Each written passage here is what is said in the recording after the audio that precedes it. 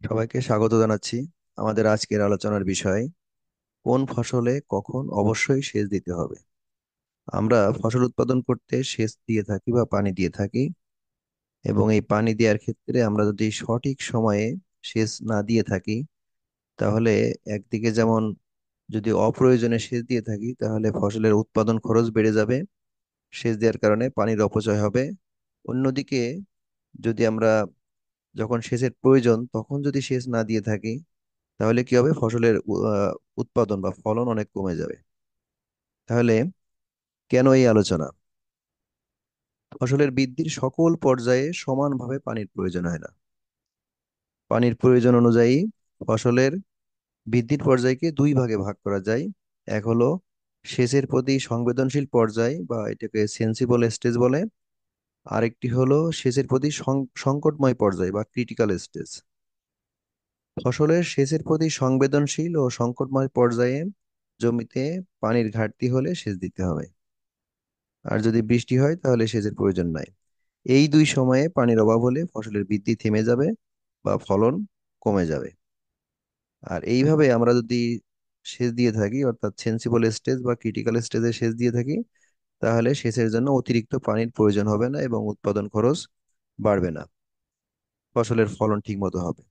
এখন আমরা এই দুইটি বিষয় জানবো যে আসলে কখন সংবেদনশীল পর্যায়ে আর কখন সংকটময় পর্যায়ে। যে সকল পর্যায়ে মাটিতে পানি স্বল্পতার কারণে ফসলের বৃদ্ধি ব্যাহত হয় তাকে সেচের প্রতি সংবেদনশীল পর্যায় বলে। অর্থাৎ ফসলের বৃদ্ধির এমন একটা পর্যায় যখন আমরা যদি সেচ না দিয়ে থাকি বা ফসলের জমিতে যদি পানি না থাকে, তাহলে ফসলের বৃদ্ধি থেমে যাবে, বৃদ্ধি ব্যাহত হবে। আর সংকটময় পর্যায় হলো যে পর্যায়ে পানির অভাবে ফসলের ফলন মারাত্মকভাবে হ্রাস পায় বা কমে যাবে, সেই সময়কে বলা হয় সংকটময় পর্যায় বা ক্রিটিক্যাল স্টেজ।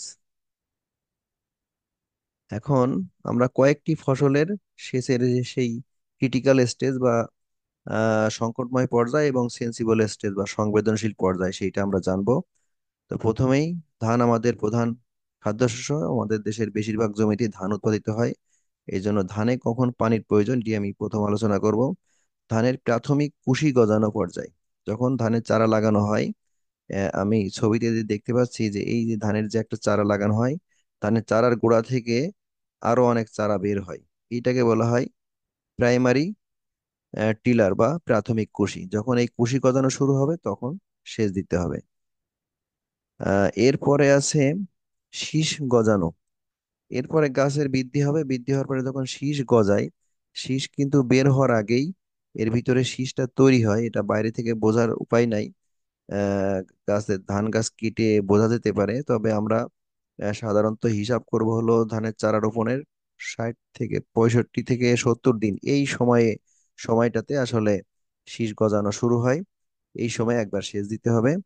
এরপরে প্রাথমিক পুষ্পায়ন, মানে ফুল, যখন ধান গাছের ফুল ফোটা শুরু হবে আর কি, তখন, এবং পুষ্পায়ন, ফুল যখন ফোটা চলতে থাকবে তখন। এই দুইটা হলো পুষ্পায়ন এবং প্রাথমিক পুষ্পায়ন। এরপরে আছে দুধ পর্যায়ে।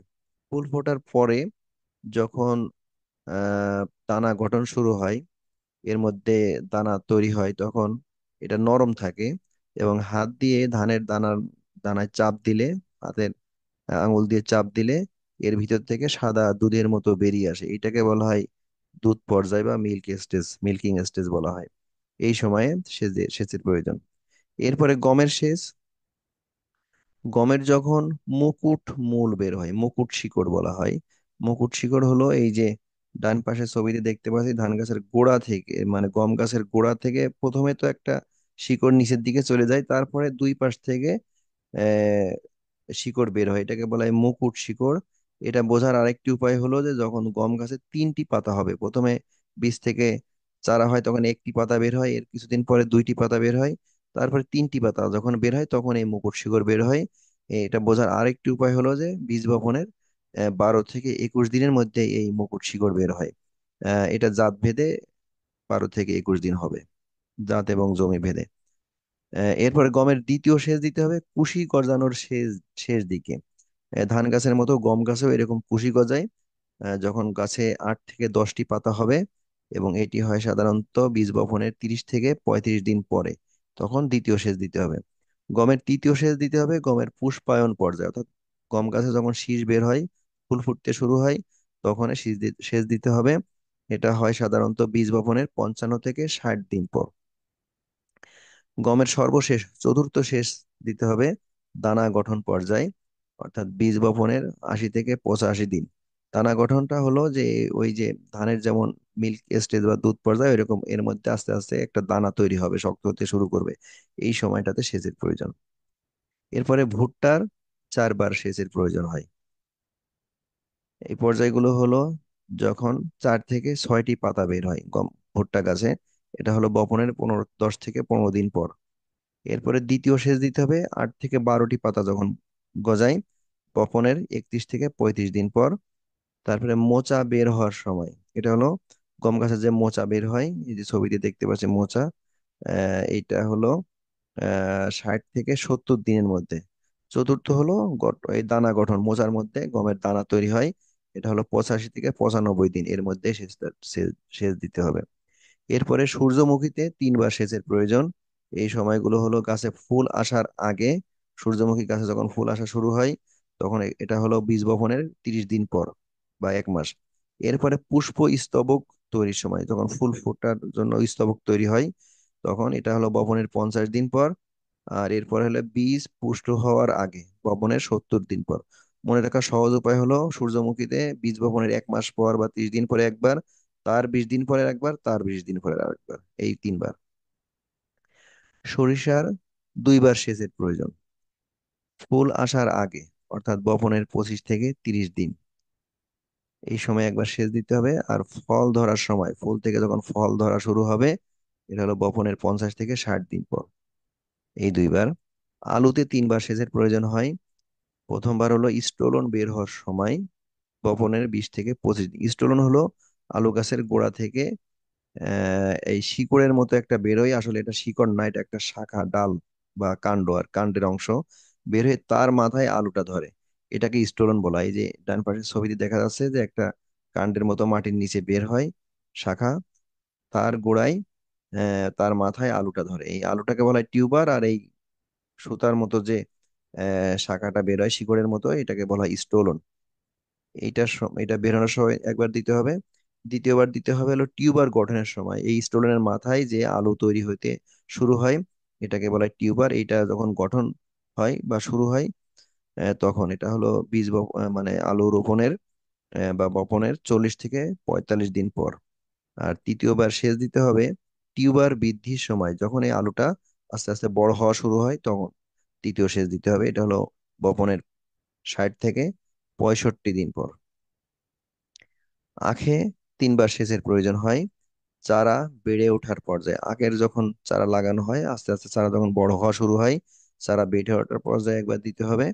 দ্বিতীয়বার দিতে হবে চারার গোড়া থেকে যখন কুশি বের হয়, ধান গম গাছের মতো এরকম নতুন নতুন চারা বের হয়, তখন একবার দিতে হবে। আর যখন কাণ্ড সম্প্রসারণ, এই আখের কাণ্ড যেটা আমরা খেয়ে থাকি চিবিয়ে, এটা যখন বড় হওয়া শুরু করবে, তখন একবার সেচ দিতে হবে। এরপরে সয়াবিনে 2 বার সেচের প্রয়োজন হয়। ফুল আসার আগে, এটা হলো 25 থেকে 35 দিনের মধ্যে দিতে হয়। আর একটা হলো পড গঠন ও দানা পুষ্টকরণ। পড হলো এই যে শিমের মতো যে ফলটা তৈরি হয়, ফুল থেকে যে ফল তৈরি হয় শিমের মতো দেখতে, এটাকে বলা হয় পড। এই পডটা যখন বের হয় বা গঠন হয় এবং এর মধ্যে যখন বীজ তৈরি হওয়া শুরু হয়, দানা পুষ্টকরণ, এটা হলো 50 থেকে 60 দিনের মধ্যে দিতে হবে। এরপরে টমেটোর সেচের প্রয়োজন। টমেটো একটা, এই সবজিতে আসলে প্রতিনিয়তই পানির প্রয়োজন হয়। চারা রোপণের পরপরই সেচ দিতে হবে এবং 3 থেকে 4 দিন প্রতিদিন একবার করে সেচ দিতে হবে। তা এরপরে 8 থেকে 10 দিন পর পর মাটির আর্দ্রতা বুঝে সেচ দিতে হবে। ফুলকপি ও বাঁধাকপির সেচ টমেটোর মতোই, চারা রোপণের পরপরই 3 থেকে 4 দিন প্রতিদিন দিতে হবে, 3 থেকে 4 দিন। এরপরে মাটির বুনট ও পানির অবস্থা পর্যবেক্ষণ করে 6 থেকে 10 দিন পর পর। মাটির বুনট মানে যদি বেলে বা বেলে দোআঁশ মাটি হয়, তাহলে একটু ঘন ঘন সেচ দিতে হবে, বেলে মাটিতে পানি ধরে রাখতে পারে না। আর যদি এঁটেল দোআঁশ বা এঁটেল জাতীয় মাটি হয়, তাহলে একটু বেশি দিন পর পর সেচ দেওয়া যাবে, 6 থেকে 10 দিন পর পর। এই ছিল আমাদের আজকের আলোচনার বিষয়। আহ, যদি ভালো লাগে আপনারা কমেন্টে জানাতে পারেন, অন্যকে শেয়ার করে দেখার সুযোগ করে দিতে পারেন এবং লাইক দিয়ে আমাকে উৎসাহিত করবেন। সবাইকে ধন্যবাদ। আল্লাহ হাফেজ।